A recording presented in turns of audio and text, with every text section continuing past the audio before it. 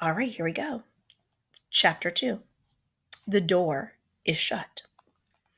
Omri got dressed in a state of such high excitement that he could scarcely control his fumbling fingers enough to do up buttons and tie his shoelaces. He'd thought he was excited yesterday, on his birthday, but it was nothing compared to how he felt now. He was dying to open the cupboard door and have another look. But the landing outside his bedroom door was like a railway station at this hour of the morning, parents and brothers passing continually, and if he were to close his door for a moment's privacy, somebody would be sure to burst in. He'd nip up after breakfast and have a quick look when he was supposed to be cleaning his teeth. However, it didn't work out. There was stupid row at the breakfast table because Adil took the last of the Rice Krispies, and although there were plenty of cornflakes, not to mention sugar puffs, the other two fairly set upon Adele and made such an awful fuss that their mother lost her temper. And the end of it was nobody got to clean their teeth at all. They were all bundled out of the house at the last minute. Omri even forgot to take his swimming things, although it was Thursday, the day his class went to the pool. He was an excellent swimmer, and he was so annoyed when he remembered, halfway to school, too late to go back, that he turned on Adel and shouted, "You made me forget my swimming stuff!" and bashed him. That naturally led to them all being late for school, and furthermore, arriving in a very grubby condition. All this actually pushed the Indian right out of Omri's mind. But the minute he set eyes on Patrick, he remembered, and not for one single second for the rest of the day was that Indian out of Omri's thoughts. You may imagine the temptation to tell Patrick what had happened. Several times, Omri nearly did tell him, and he couldn't help dropping a number of tantalizing hints. "Your present was the best thing I got." Patrick looked rather astonished. "I thought you got a skateboard." Yes, but I like yours better." "Better than a skateboard? Are you kidding me?" "Yours turned out to be more exciting." Patrick just stared at him. "Are you being sarcastic?" "No." Later, after they had the spelling test and Omri had been marked 3 right out of 10, Patrick joked, "I bet the plastic Indian could have done better." Unwarily, Omri replied, "Oh, I don't think he can write English. He can only just speak." He stopped himself quickly, but Patrick was giving him a very odd look. "What?" "Nothing." "No. What did you say about him speaking?" Omri wrestled with himself. He wanted to keep his secret in any case Patrick would not believe him. Yet, the need to talk about it was very strong. "He can speak," he said slowly at last. "Beard," said Patrick, which was their school slang for "I don't believe you." Instead of insisting, Omri said nothing more, and that led to Patrick to ask, "Why did you say that? About him speaking?" "He does. Itchy beard," which of course means the same, only more so. Omri refused to get involved in an argument. He was somehow scared that if he talked about the Indian, something bad would happen. In fact, as the day went on and he longed more and more to get home, he began to feel certain that the whole incredible happening, well, not that it hadn't happened, but that something would go wrong. All his thoughts, all his dreams were centered on that miraculous, endless possibilities opened up by a real, live, miniature Indian of his very own. It would be too terrible if the whole thing turned out to be some sort of mistake. After school, Patrick wanted him to stay on school grounds and skateboard. For weeks, Omri had longed to do just this, but had never had his own skateboard till now. So it was quite beyond Patrick's understanding when Omri said, "I can't. I have to get home. Anyway, I didn't even bring it." "Why not? Are you crazy? Why do you have to get home anyway?" "I want to play with the Indian." Patrick's eyes narrowed in disbelief. "Can I come?" Omri hesitated. But no, it wouldn't do. He must get to know the Indian himself before he even thought of introducing him to anyone else, even Patrick. Besides, the most awful thought had come to Omri during the last lesson, which had made it almost impossible for him to sit still. If the Indian were real, and not just, well, moving plastic, as Pinocchio had been moving wood, then he would need food and other things, and Omri had left him shut up in the dark all day with nothing. Perhaps, what if there were not enough air for him in the cupboard? The door fitted very tight. How much air would such a very small creature need? What if the Indian what if he'd died shut up in there? What if Omri had killed him? At the very best, the Indian must have passed a horrible day in that dark prison. Omri was appalled at the thought of it. Why had he allowed himself to be drawn into that silly row at breakfast instead of slipping away and making sure the Indian was all right? The mere thought that he might be dead was frightening Omri sick. He ran all the way home, burst through the back door, and raced up the stairs without even saying hello to his mother. He shut the door of his bedroom and fell on his knees beside the bedside table. With a hand that shook, he turned the key in the lock and opened the cupboard door. The Indian lay there on the floor of the cupboard, stiff and stark. Too stiff. That was not a dead body. Omri picked it up. It was an it, not a he anymore. The Indian was made of plastic again. Omri knelt there, appalled, too appalled to move. He had killed the Indian, or done something awful to him.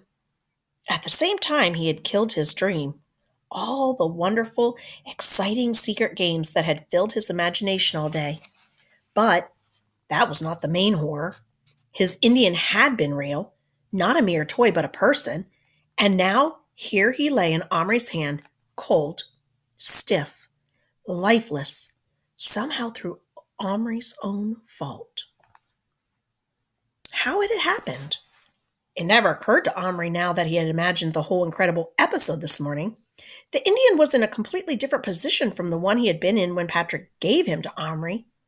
Then he had been standing on one leg, as if doing a war dance, knees bent, one moccasined foot raised, both elbows bent with one fist, with a knife in it, in the air. And now he lay flat, legs apart, arms at his side. His eyes were closed. The knife was no longer a part of him. It lay separately on the floor of the cupboard. Omri picked it up. The easiest way to do this, he found, was to wet his finger and press it down on the tiny knife, which stuck to it. It, too, was plastic, and could no more have pierced human skin than a twist of paper. Yet it had pierced Omri's finger this morning. The little mark was still there, but this morning it had been a real knife. Omri stroked the Indian with his finger. There was a painful thickness in the back of his throat, the pain of sadness, disappointment, and a strange sort of guilt burnt inside of him, as if he had swallowed a very hot potato that wouldn't cool down. He let the tears come and just knelt there and cried for about 10 minutes. And then he put the Indian back into the cupboard and locked the door because he couldn't bear to look at him any longer. That night at supper, he couldn't eat anything, and he couldn't talk. His father touched Omri's face and said it felt very hot. His mother took him upstairs and put him to bed, and oddly enough, he didn't object. He didn't know if he was ill or not, but he felt so bad he was quite glad to be made a fuss of. Not that improved the basic situation, but it was some comfort. "What is it, Omri? Tell me," coaxed his mother.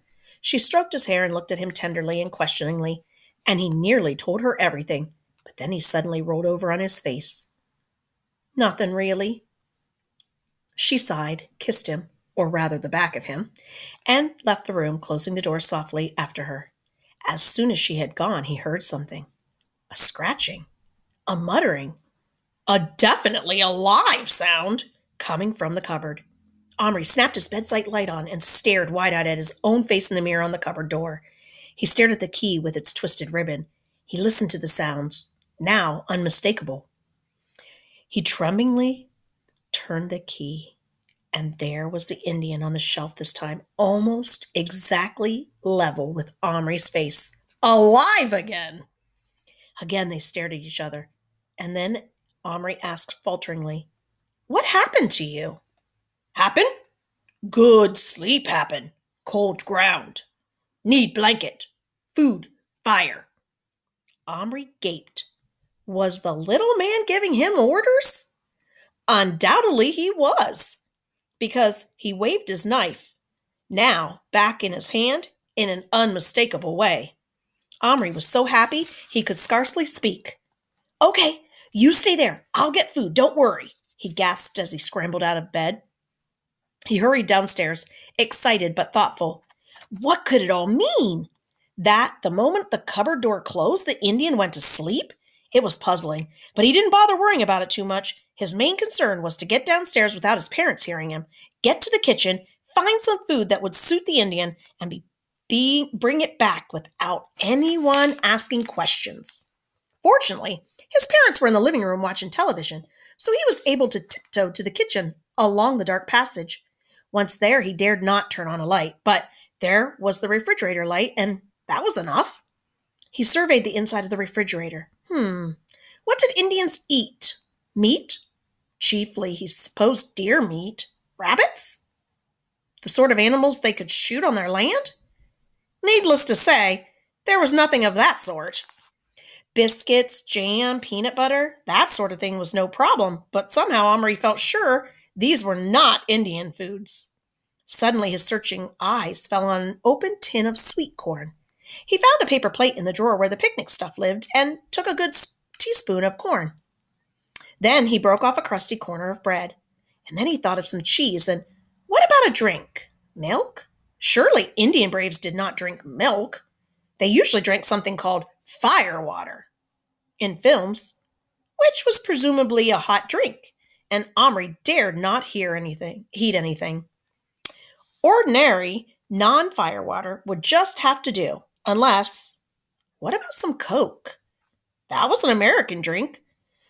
Lucky there was a bit in a big bottle left over from his birthday, so he took that.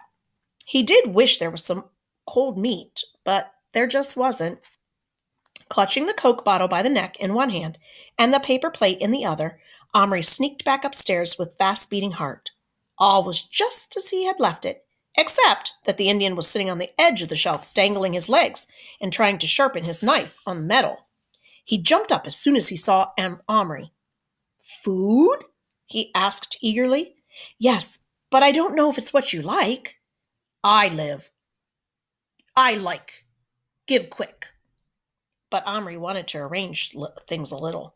He took a pair of scissors and cut a small circle out of the paper plate. On this he put a crumb of bread, another of cheese, and one kernel of sweet corn. He handed this offering to the Indian, who backed off, looking at the food with hungry eyes, but trying to keep watch on Omri at the same time. "Not touch. You touch, I use knife," he warned. "All right. I promise not to. Now you can eat." Very cautiously, the Indian sat down, this time cross-legged on the shelf.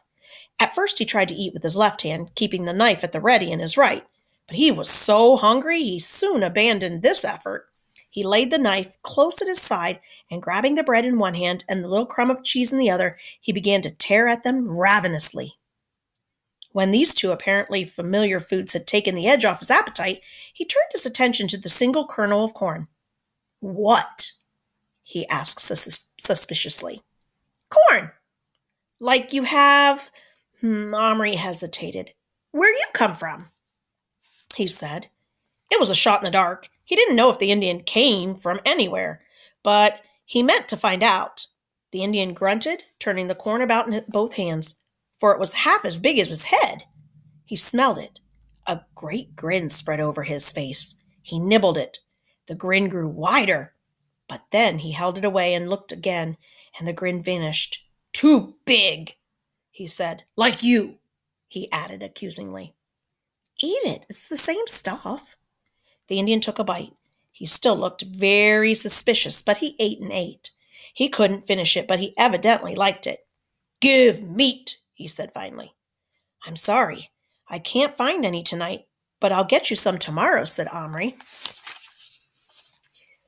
After another grunt, the Indian said, "Drink." Omri had been waiting for this, and from the box where he kept his Action Man things, he had brought a plastic mug. It was much too big for the Indian, but it was the best he could do. Into it, with extreme care, he now poured a minute amount of Coke from the huge bottle. He handed it to the Indian, who had to hold it with both hands and still almost dropped it. "What?" he barked after smelling it. "Coca-Cola," said Omri, enthusiastically pouring some for himself into a cup. "Fire water?" "No, it's cold, but you'll like it." The Indian sipped, swallowed, gulped, gulped again, and grinned. "Good?" asked Omri. "Good," said Indian. "Cheers," said Omri, raising his cup as he had seen his parents do when they were having a drink together. "What cheers?" "I don't know," said Omri, feeling excessively happy, and drank. His Indian eating and drinking. He was real, a real flesh and blood person. It was too marvelous. Omri felt he might die of delight. "Do you feel better now?" he asked. "I better. You not better," said the Indian. "You still big. You stop eat. Get right size." Omri laughed aloud and then stopped himself hastily. "It's time to sleep," he said. "Not now. Big light. Sleep when light go." "Oh, I can make the light go out," said Omri, and switched out the bedside lamp. In the darkness came a thin cry of astonishment and fear. Omri switched the light on again. The Indian was now gazing at him with something more than respect, a sort of awe. "You great white spirit?" he asked in a whisper. "No," said Omri, "and this isn't the sun, it's a lamp. Don't you have lamps?" The Indian peered where he was pointing. "That lamp?" he asked unbelievingly. "Much big lamp, need much oil." "But this isn't an oil lamp. It works by electricity." "Magic?" "No, electricity. But speaking of magic, how did you get here?" The Indian looked at him steadily out of his black eyes. "You not know?" "No, I don't. You were a toy. Then I put you into the cupboard and locked the door. When I opened it, you were real. Then I locked it again, and you went back to being plastic. Then—" He stopped sharply. Wait. What if? He thought furiously. It was possible. In which case— "Listen," he said excitedly. "I want you to come out of there. I'll find you a much more comfortable place. You said you were cold. I'll make you a proper teepee." "Teepee?" the Indian shouted. "I no live teepee. I live longhouse." Omri was so eager to test this theory about the cupboard that he was impatient. "Well, you're going to have to make do with the teepee tonight," he said. Hastily, he opened a drawer and took out a biscuit tin full of little plastic people. Somewhere in here was a plastic teepee. "Ah, here!" He pounced on it, a small pinkish cone-shaped object with designs rather badly painted on its plastic sides. "Will this do?" He put it on the shelf beside the Indian, who looked at it with the utmost scorn. "This teepee?" he said. He touched its plastic side and made a face. He pushed it with both hands. It slid along the shelf. He bent and peered in through the triangular opening. Then he actually spat on the ground, or rather on the shelf. "Oh," said Omri, rather crestfallen. "You mean it's not good enough?" "Not want toy," said the Indian, and turned his back, folding both arms across his chest with an air of finality. Omri saw this chance. With one quick movement, he had picked up the Indian by the waist between his thumb and his forefinger. In doing this, he pinned the knife, which was in the Indian's belt, firmly to his side. The dangling Indian twisted, writhed, kicked, made a number of ferocious and hideous faces, but beyond that he was helpless, and he evidently knew it, for after a few moments he decided it was more dignified to stop struggling. Instead, he folded his tiny arms across his chest once again, put his head back, and stared with proud defiance at Omri's face, which was now level with his own. For Omri, the feeling of holding this little creature in his fingers was very strange and wonderful. If he had had any doubts that the Indian was truly alive, the sensation he had now would have put them to rest.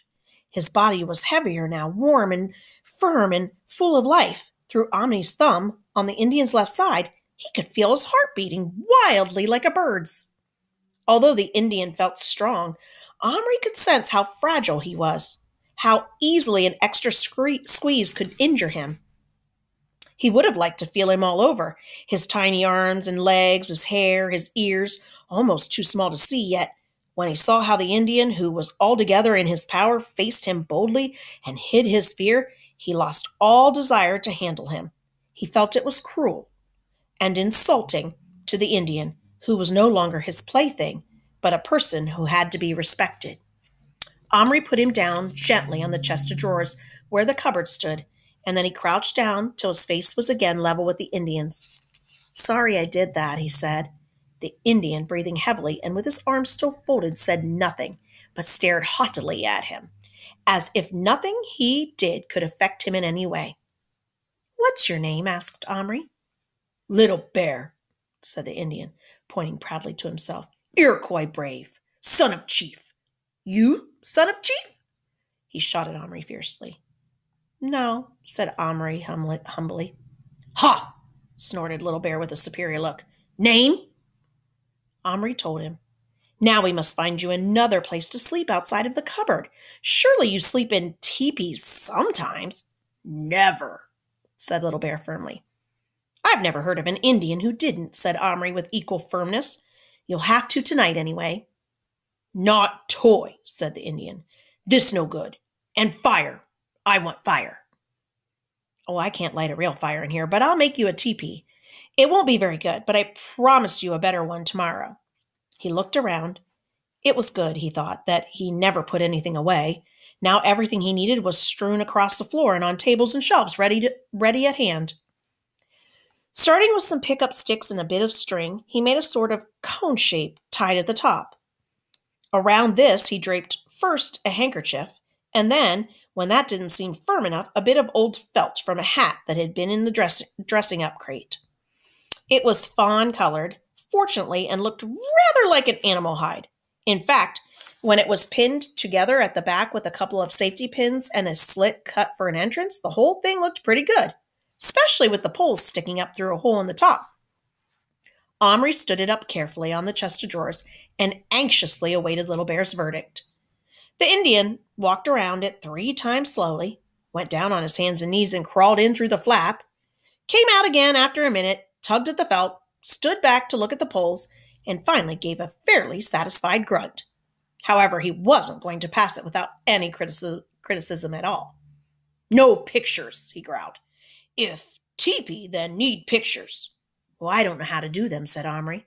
"I know. You give colors. I make." "Tomorrow," said Omri, who, despite himself, was beginning to feel very sleepy. "Blanket?" Omri fished out one of the Action Man's sleeping rolls. "No good. No keep out wind." Omri started to object that there was no wind in his bedroom, but then he decided it was easier to cut up a square out of one of his old sweaters, so he did that. It was a red one with a stripe around the bottom, and even Little Bear couldn't hide his approval as he held it up, then wrapped it around himself. "Good. Warm. I sleep now." He dropped on his knees and crawled into the tent. After a moment, he stuck his head out. "Tomorrow, talk. You give Little Bear meat, fire, color, much things." He scowled fiercely up at Omri. "Good?" "Good," said Omri, and indeed nothing in his life had ever promised better.